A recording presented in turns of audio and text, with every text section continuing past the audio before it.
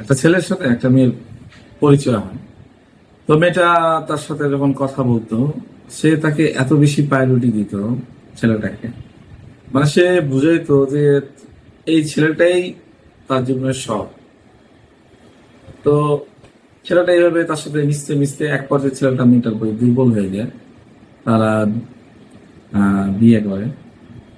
তারপরে বিয়ে করার পরে সে দেখতেছে যে এই মেয়েটা বিয়ের আগে যেমন ছিল, বিয়ের পরে এইরকম। সে টোটালি এক ডিফারেন্ট। ছেলেটা যদি বলে ডানে, সে যায় বামে, মানে এরকম অবস্থা। ছেলেটার কথাকে সে কোনো গুরুত্বই দিবে না। কিন্তু বিয়ের আগে এমন ছিল যে ছেলে এই কথাটাই বলতো, সেই কথাটাই মেয়েটা বলতো হ্যাঁ এটাই ঠিক। মানে ছেলেটাকে সে এমন ভাবে বিয়ের আগে কনভিন্স করছে, মানে এত বেশি তাকে প্রায়োরিটি দিচ্ছে, ছেলেটা তার বিহেভে আচরণে মুগ্ধ হয়ে তাকে কিন্তু বিয়ে করছে। বিয়ের পরে পুরো উল্টা। তো ছেলেটা অনেক চেষ্টা করে মেয়েটাকে সংশোধন করার জন্য, যে কিন্তু মেয়েটা ওই বিয়ের পরে ওই মেয়েটা মনে যা চায়, সে যেভাবে চলতে চায় ওইভাবেই চলে। তার স্বামীকে বিন্দু পরিমাণ তো আঁকা নেই। তো এক পর্যায়ে ছেলেটা মেয়েটাকে নিয়ে ঘাঁটতে শুরু করে যে আসলে সে হঠাৎ করে বিয়ের পরে তার এত পরিবর্তন কিভাবে আসলো। সে ঘেটে দেখে যে আসলে এই মেয়েটা এই সবার সাথেই যখন কথা বলে, সে ঢলে পড়েই কথা বলে। এটা তার অভ্যাস, যেই ছেলের সাথে কথা বলে তার সাথে সে ঢলে পড়ে, মানে বোঝায় এমন যে ওই ওই তার কাছে শ্রেষ্ঠ।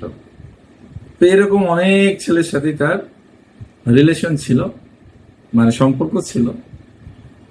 এর মাঝে সেই হচ্ছে সেই অদম ব্যক্তি, যে সেটাকে তার নিজের জন্যই মনে করে তাকে বিয়ে পর্যন্ত চলে যেতেছে। তারপরে ছেলেটা মেয়েটার কাছে যখন চলে আসে, তো তার আগেও মেয়েটা বলছিল দেখো তুমি আমার জীবনের প্রথম পুরুষ। তো বিয়ের আগেও এই কথাগুলি তাকে বলছে। কিন্তু যখন ছেলেটা একদম ফাইনাল, দুজনের মধ্যে একজন আরেকজনের সঙ্গে আর থাকবে না, মানে ছেলেটা থাকবে না কোনোভাবেই, ছেলেটা যখন চলে আসতেছিল, তো তখন মেয়েটা তাকে বলতেছে যে দেখো তোমাকে আমি একটা সত্য কথা বলি, ছেলে মানুষের মেয়ে মানুষ খুঁজতে হয়, কিন্তু কোনো মেয়ে মানুষের ছেলে মানুষ খুঁজতে হয় না, ছেলেরাই তাকে খুঁজে বের করে।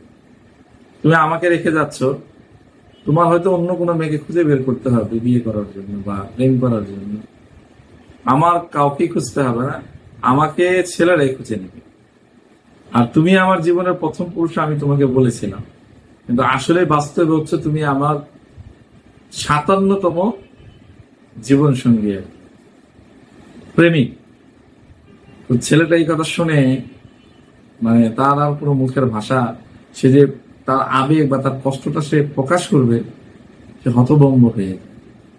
সে একদম কোনো কথা না বলে নিশ্চুপ হয়ে চলে আসে।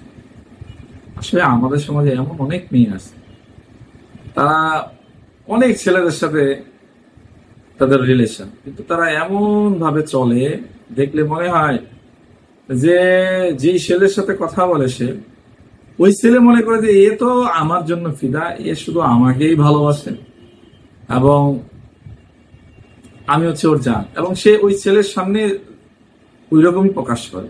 সে শুধু ওই একটা ছেলের সামনে এমন করে না, প্রতিটা ছেলের সাথেই এমন করে। তো এই ধরনের মেয়েরা আসলেই এমন প্লেয়ার।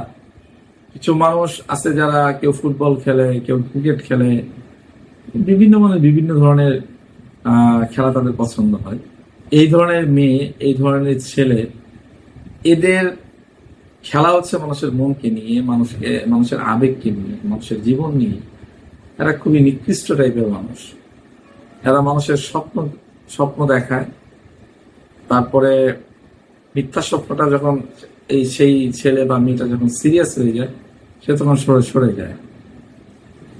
তো এই ধরনের মানুষগুলো থেকে আমাদেরকে আসলে সাবধান থাকতে হবে। কেউ আপনার উপর ঢলে পড়তেছে, আপনি হুট করে বিশ্বাস করার কিছু নাই। বর্তমান খুব স্বার্থের জামানা। বর্তমানে ভালোবাসা চলে না, বর্তমানে চলে হইতেছে কি জানেন, টাকা। আপনার আজকে টাকা হোক, দেখবেন আপনার কত আত্মীয় খুঁজে খুঁজে আপনাকে বের করবে যে ও তো আমার পরিচিত, এ তো আমার ওই এলাকার আমার চাচাতো ভাইয়ের, মামাতো ভাইয়ের বন্ধুর পরিচিত। আপনি এত আত্মীয় পাবেন, এত মানুষ আপনার সাথে কমিউনিকেট করবে। যখন আপনি প্রতিষ্ঠিত হবেন, আপনার পয়সা থাকবে, আপনার টাকা থাকবে। আর যখন আপনার টাকা থাকবে না, আপনার আপন আত্মীয় কাছে যখন আপনি যাবেন, পরিচয় দিবেন, ওদের সাথে তোমার যোগাযোগ নেই। তো প্রতিষ্ঠিত হইতে হবে, ওর সাথে যোগাযোগ রেখে লাভ আছে?